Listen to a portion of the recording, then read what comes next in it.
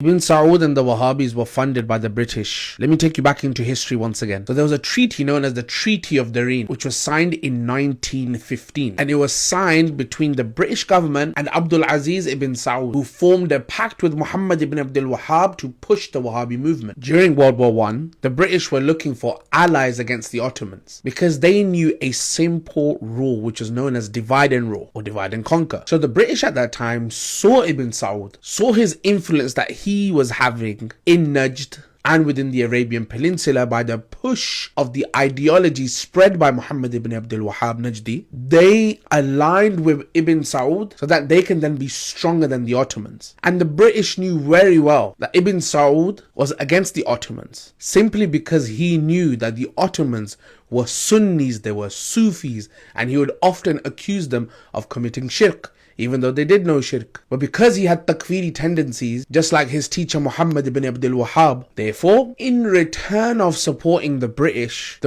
promised Ibn Saud to unify the Arabian Peninsula under the leadership of Ibn Saud. Meaning Ibn Saud couldn't have done this without the help of the British. One of the key terms of that treaty was that Britain would recognize Ibn Saud as the ruler of Najd and other surrounding areas, and those areas will be put under British protection. Meaning they were saying to Ibn Saud, look, we got your back. You're under British protection. Also in the treaty, in return, Ibn Saud promised that he would not attack those areas which are under British protection. For example, Kuwait, Bahrain, Qatar. So with this, Ibn Saud promised the British that he would work to fight against the Ottomans. Now, this is going to blow your mind. In June 1916, Britain then provided a loan of £20,000 and a shipment of arms which was sent to Ibn Saud and his Wahhabi cronies. And then from January 1917, Ibn Saud was given a monthly stipend, or stipend, however you want to call it,